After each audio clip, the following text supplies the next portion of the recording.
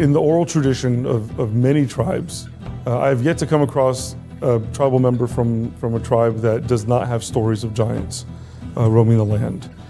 And the way, as my father told me, and it was told to him by his father, my grandfather, and passed down, the star people came from the Seven Sisters.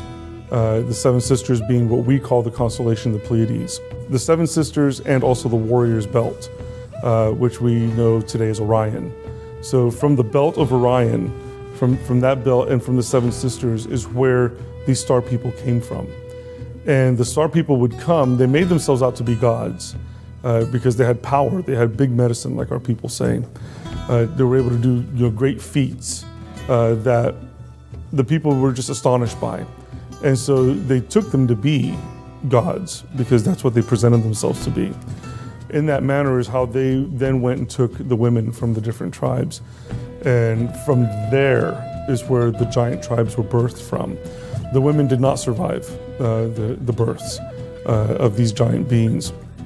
But as these giants continue to procreate and continue to spread across the land, there's many stories of the people and the tribes fighting against them.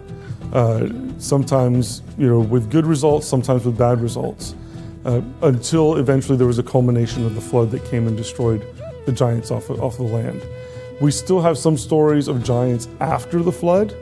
Ishtipapa, which was a giant that lived in Georgia among the Muskogee Creek. Ishtipapa means man-eaters, because these giant beings would just come and take a regular-sized human being and just pick them up and just bite their head off and just drink the blood. Like popping the cap on a bottle. Boom, boom, boom, boom. So they received the name Ishtipapa, man-eater. The origin of them is not something that I know of that our oral tradition goes into. Like who created them? How did they begin? We don't have that. All we know is where they came from, and what constellations they came from to our people.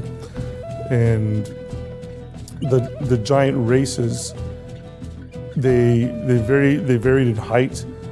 They were the ones who built a lot of these ancient mound structures. We simply didn't have the technology to do it. Did regular-sized human beings have the time to do it? Yes. And there are copies of mounds that have been made. Just like there's the three pyramids in Egypt, two of those pyramids are copies of the oldest one. But they could not quite match the engineering, the architecture, the ley lines, they couldn't do it. So yes, there are mounds that native people have built, but they're a far cry from these gigantic mound structures that the giants built. It is good to mention that the stars, the constellations, the astronomy of the ley lines of the constellations, that's something that was taught to us by the star people.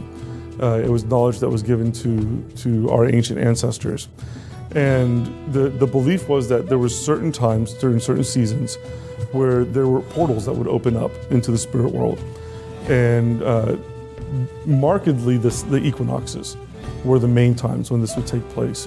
At Okmulgee, Georgia, in Macon, Georgia, modern-day Macon, Georgia, there's the remains of an earth lodge that is perfectly aligned for the summer equinoxes and the spring equinoxes.